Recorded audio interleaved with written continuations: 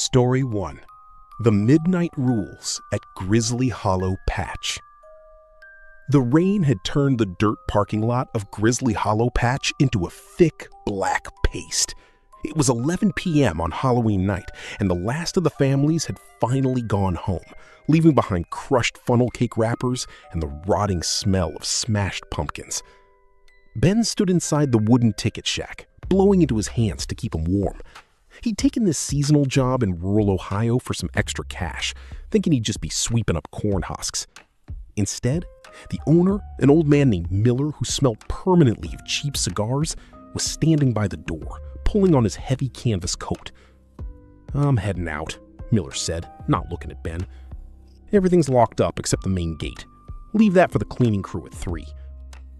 "Sounds good," Ben said. "Just stick around until 3? Miller stopped, his hand on the brass doorknob. He reached into his vest pocket, pulled out a laminated white card, and slapped it onto the wooden counter. "Read it, follow it. Don't try to be a hero, kid. If you screw up, I'm not liable."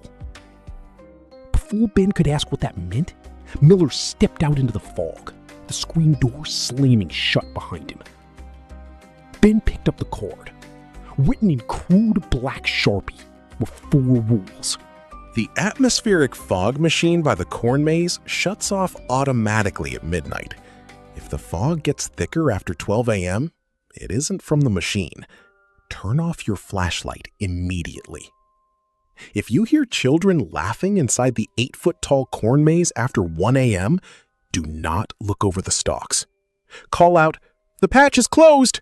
and walk backward out of the field. We do not have a scarecrow in row 4 of the maze. We have never had a scarecrow in row 4. If your walkie-talkie static sounds like a woman crying, do not answer it. Switch to channel 4 and stay quiet until the crying stops. Ben chuckled, tossing the card back onto the desk. "Nice try, old man," he muttered. "A classic Halloween prank to scare the seasonal help." By 12:15 a.m., the silence of the farm was absolute. Ben sat in the shack, scrolling on his phone, when he noticed the air inside the cabin turning freezing cold. He breathed out, seeing his own breath form a white cloud. He looked out the window. The fog machine by the maze entrance was supposed to be off, but a wall of dense gray mist was rolling across the gravel path, so thick it looked like wet wool. It was swallowing the ticket booth. Ben remembered Rule 1. Turn off your flashlight immediately. His thumb hovered over the switch of his heavy mag light. He hesitated. It was just a prank.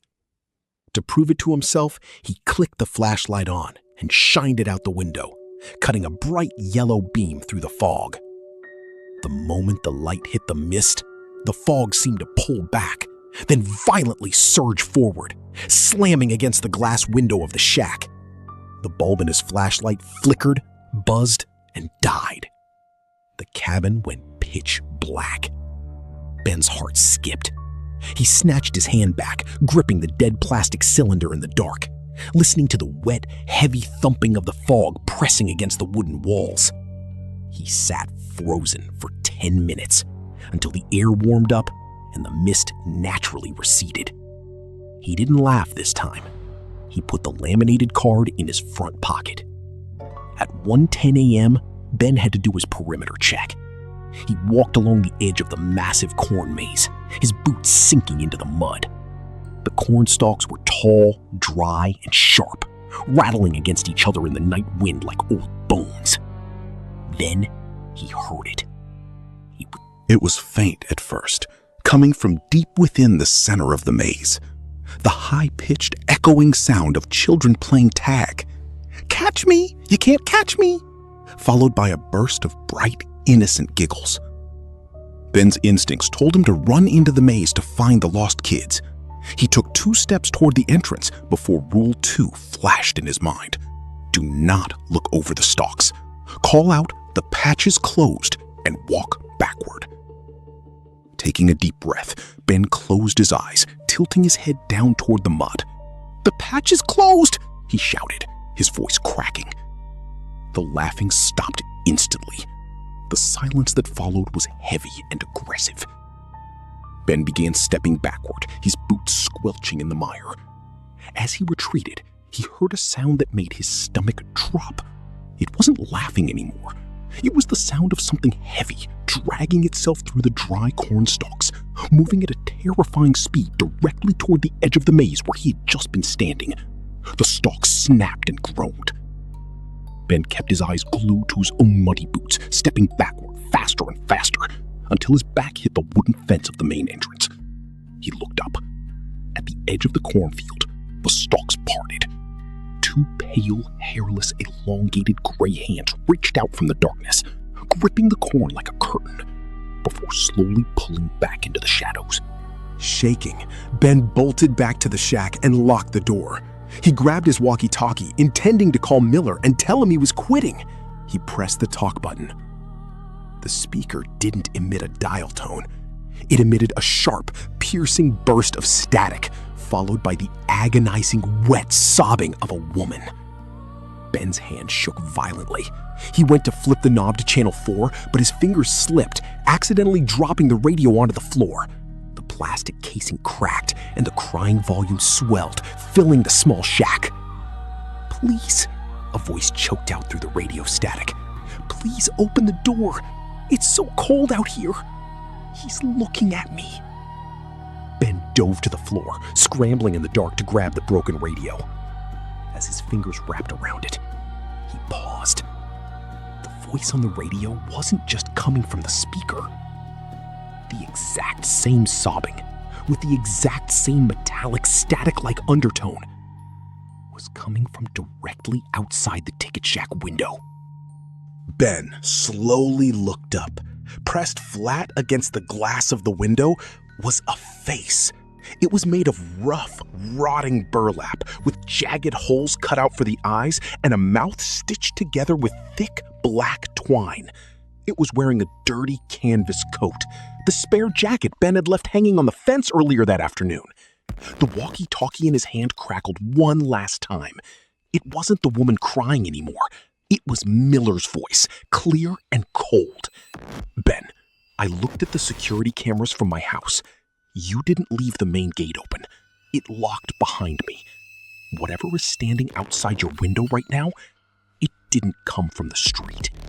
The burlap face against the glass tilted its head, its stitched mouth curving into a horrific, unnatural grin as the wood of the door began to splinter.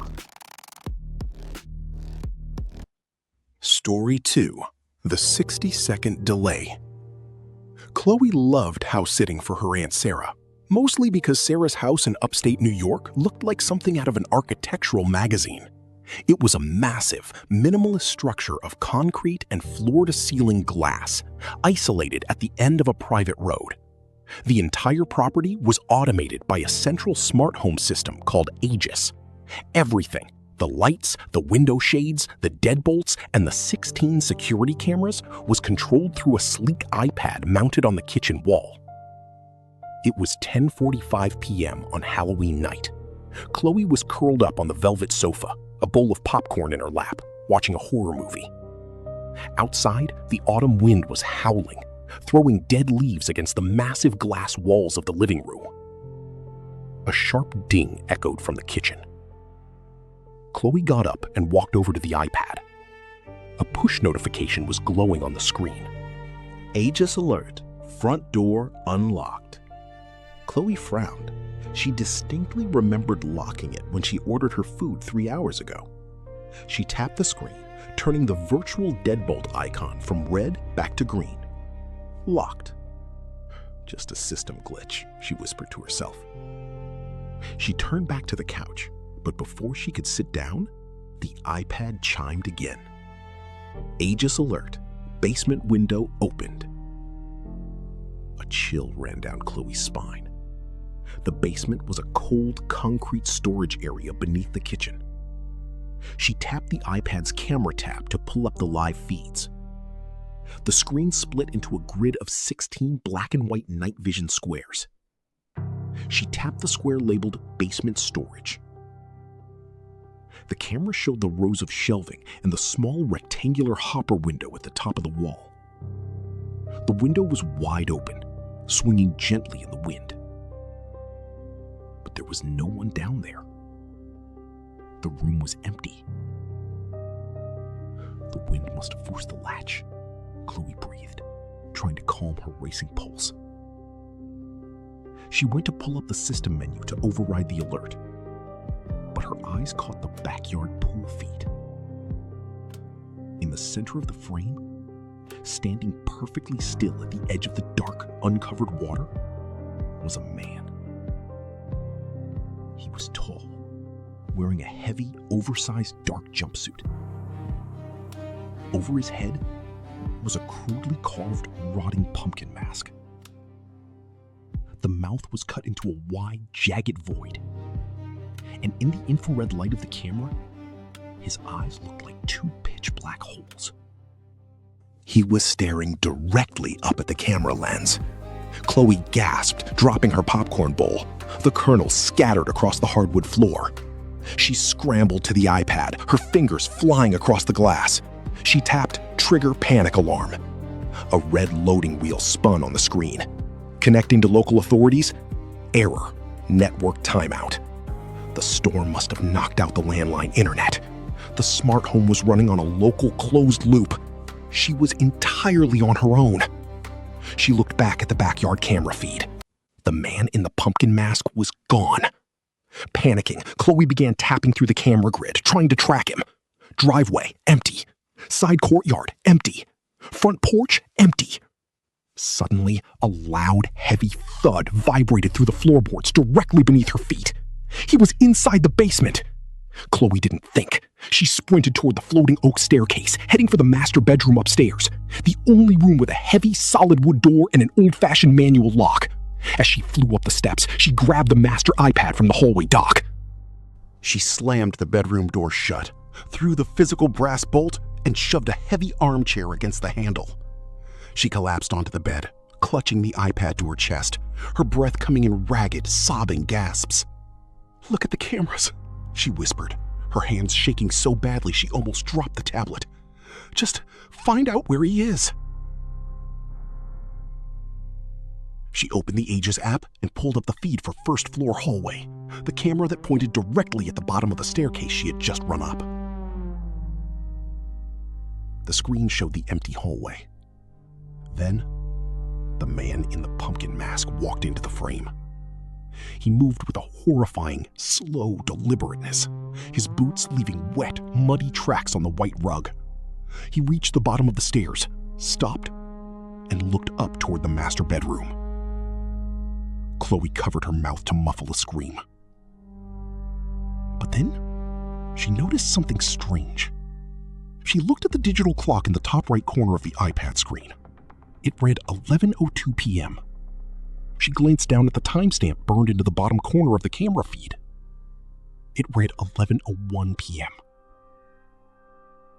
The closed-loop system, struggling without external network sync, was lagging. The feed wasn't live. It was on a 60-second delay. Chloe's heart stopped. If the footage of him at the bottom of the stairs was from a minute ago, where was he now? The 60 seconds had already passed. Right on cue, the iPad screen updated. The video feed showed the man walking up the stairs, reaching the top landing, and standing directly outside the master bedroom door. A split second later, a heavy, wood-splintering blow struck the door of the bedroom she was sitting in. The armchair shifted an inch. Chloe screamed, backing away toward the massive glass windows overlooking the forest. She looked down at the iPad in her hands one last time as the video feed continued to play out its delay. On the screen, the man didn't try to break down the door. In the footage from 60 seconds ago, he simply reached into his pocket, pulled out a master keycard her aunt must have left hidden outside, and swiped it against the electronic lock. The bedroom door didn't click. It didn't need to. The manual bolt was holding it. But Chloe heard a faint, distinct rustling sound coming from the large walk-in closet to her left. She looked at the iPad screen. The delayed footage showed the man entering the master suite through a secondary utility door inside the closet, a door her aunt had never mentioned. On the screen, the man stepped out of the closet and stood behind the bed. Chloe slowly turned her head toward the dark opening of the closet door, just as a long, shadow-draped figure stepped out into the moonlight. Story 3. The Echoes of Highway 9. Marcus didn't like driving the mountain passes of the Blue Ridge late at night, especially not on Halloween. The locals called this stretch of Highway 9 the Ribbon because it twisted and turned through the thick Appalachian pines like a piece of dropped string. When the fog rolled in from the peaks, visibility dropped to less than 3 feet, and the towering trees seemed to lean over the asphalt like giant, deformed spectators. It was 2:15 a.m. Marcus was trying to finish his last rideshare shift of the night. He wanted to get back to his apartment in Asheville, but a high-paying fare had dragged him an hour out into the wilderness. The GPS screen on his dashboard suddenly went blank, replaced by a spinning red arrow and the words "searching for signal." "Great," Marcus muttered, tapping the screen. "Just great." He slowed his silver sedan down to 15 miles per hour, his headlights cutting futile yellow holes into the soup-like mist. Up ahead, on the narrow shoulder of the road, the headlights caught a flash of bright color. Marcus tapped the brakes. Standing in the gravel, completely surrounded by absolute darkness, was a young woman.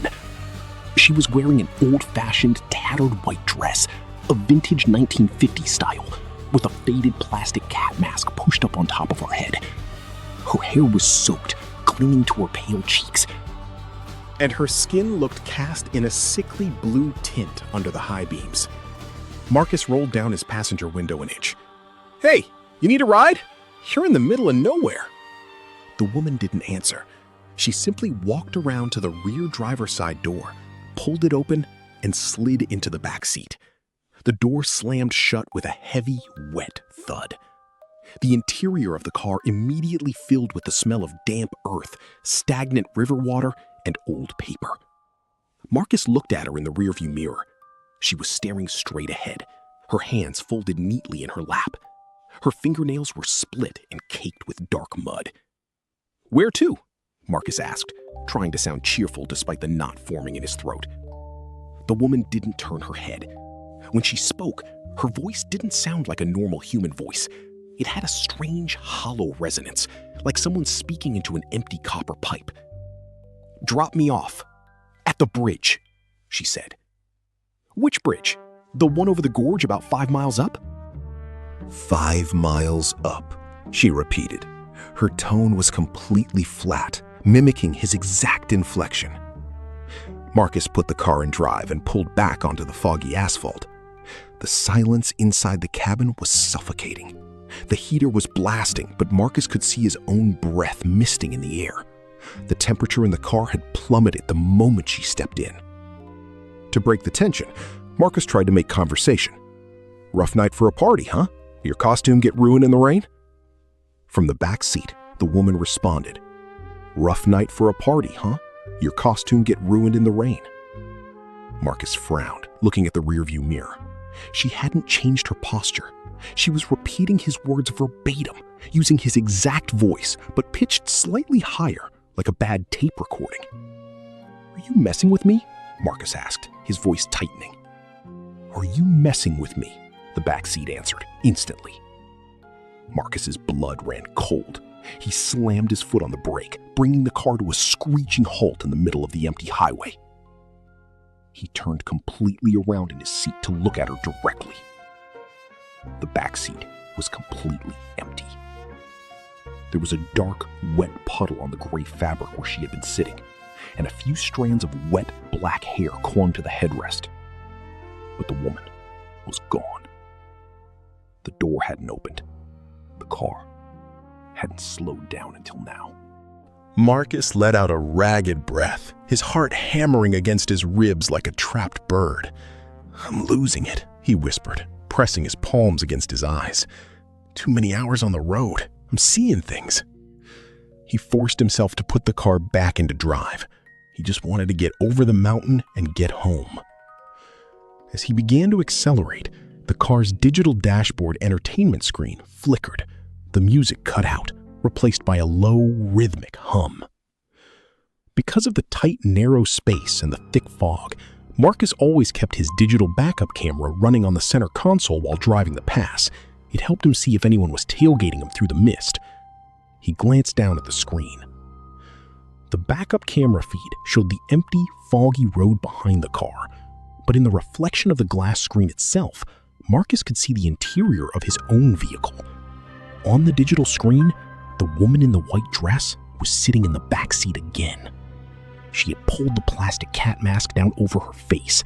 The painted black whiskers and hollow eye holes were pointed directly at the back of Marcus's head. Marcus froze, his eyes locked on the dashboard screen.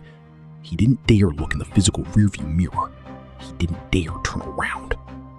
On the video feed, the woman slowly lifted her muddy hands. Her fingers were unnaturally long, the joints bending at sharp, broken angles. She reached forward, wrapping her cold, gray hands around the top of the driver's seat, right next to Marcus's neck. Then, the car's radio speaker crackled to life, emitting his own voice from earlier, distorted and slow. "Where to?" Marcus felt two freezing, wet palms press firmly against the sides of his neck from behind. He went to scream, but the sound was choked off as the car accelerated into the white abyss of the mountain fog. If you enjoyed these true nightmares and want more disturbing horror stories, paranormal encounters, and terrifying mysteries, make sure to subscribe and turn on notifications so you never miss an upload. New nightmares await every week. And before you go, tell me in the comments, which story disturbed you the most tonight? Sleep well, if you can.